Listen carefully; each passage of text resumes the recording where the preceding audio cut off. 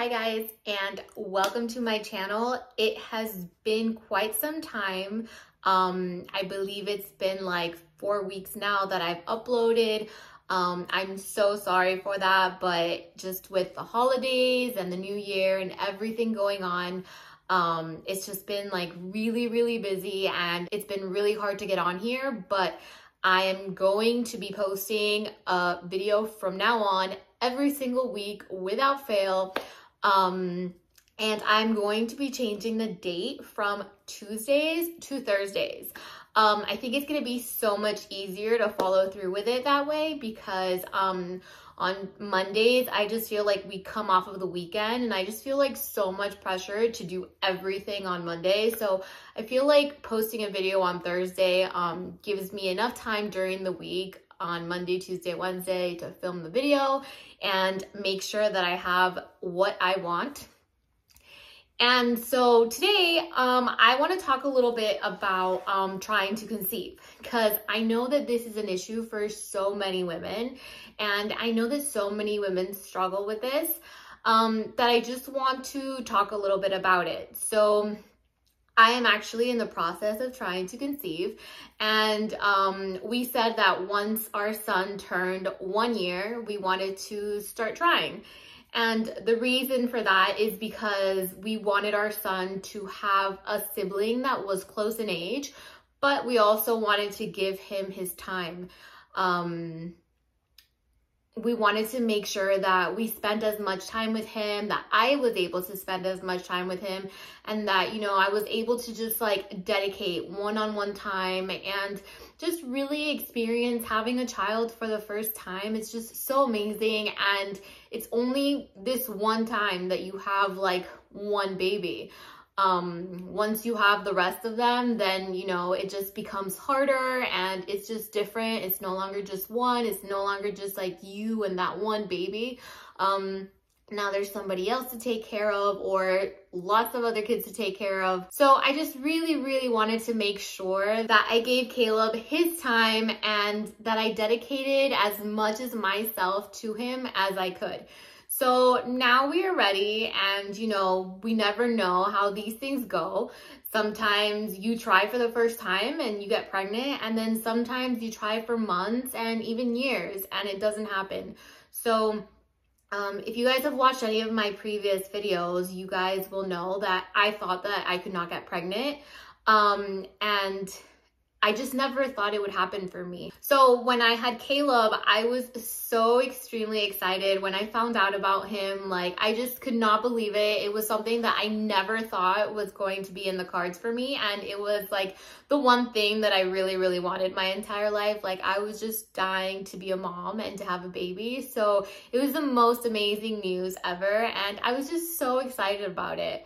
So like I said, I want to talk a little bit about now the trying to conceive journey. And I actually want to do it the right way, because I don't want to just kind of do it like, okay, well, let's do things on this random day.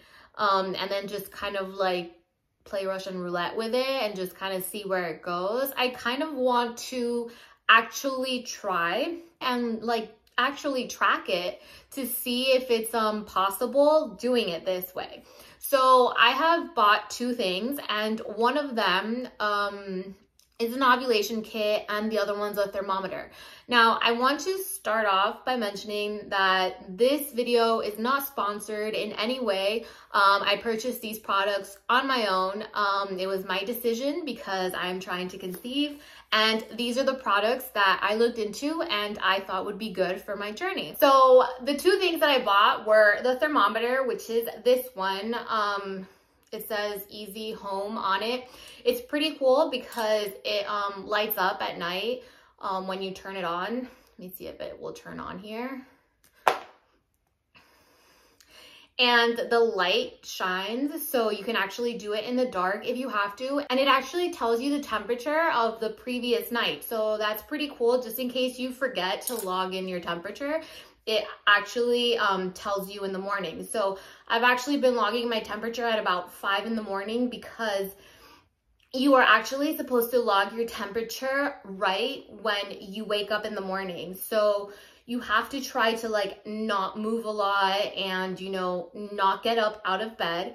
So if you have to use the restroom, you have to wait till after you take your temperature. So they also say that you're supposed to have like 3 or 4 like straight hours of sleep. So if you like woke up an hour prior and like used the restroom or whatever, got up at night for whatever reason, then it's not going to be as accurate. So it's extremely important to make sure that you have at least 3 to 4 hours of rest or sleep without movement. You know, obviously you move during sleep, but as soon as you wake up, you know, just grab the thermometer, make sure it's like next to your bedside, and then just go ahead, pop it in, check your temperature. And like I said, it's really cool because it keeps the last reading on there the next time that you turn the thermometer on. So for example, I wake up every day at 5 o'clock in the morning because my body just does that.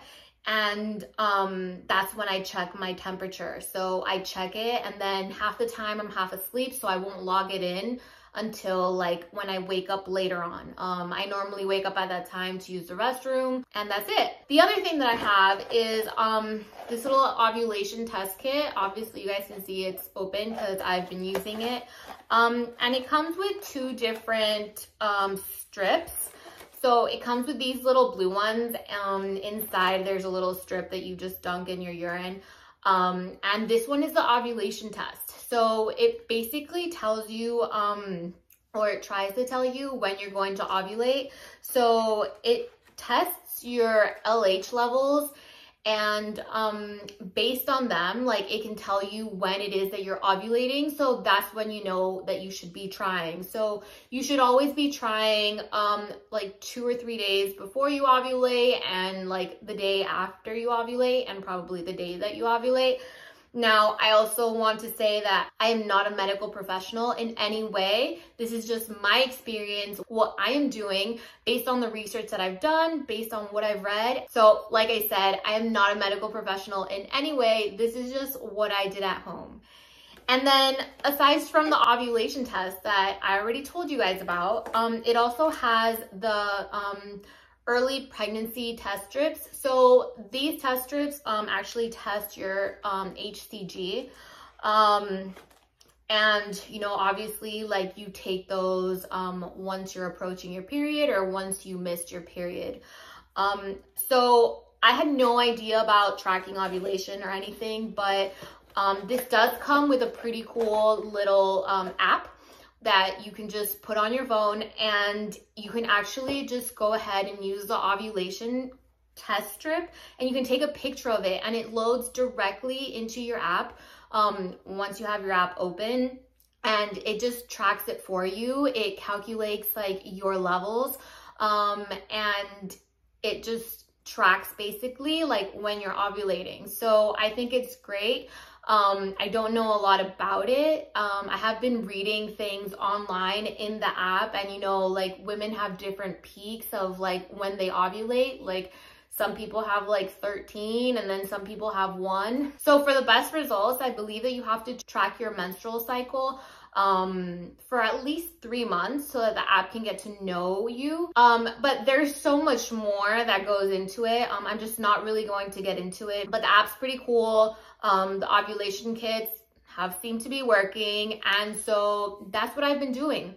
Now, the other thing that I want to talk about is something that's huge, because I know people who have stopped breastfeeding in order to be able to try to conceive. So a lot of people say that if you're breastfeeding that you cannot conceive, or that it's very hard for you to conceive, because they say that breastfeeding is just like basically a form of contraceptive. Now, I know that this is true for certain people, but then I know that it's also not true for certain people. So I know people that are breastfeeding that have gotten pregnant, and I have no intention of stopping my breastfeeding journey with Caleb just because I want to have another baby, at least not now.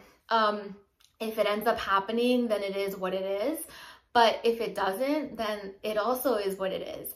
I would like to continue breastfeeding him as long as he wants to continue. In the end, it's his decision. So the day that he doesn't want to breastfeed anymore, then we just don't breastfeed anymore. So for now, I'm happy to say that we are still breastfeeding. I am not going to stop, and we are going to try to conceive even though I'm breastfeeding.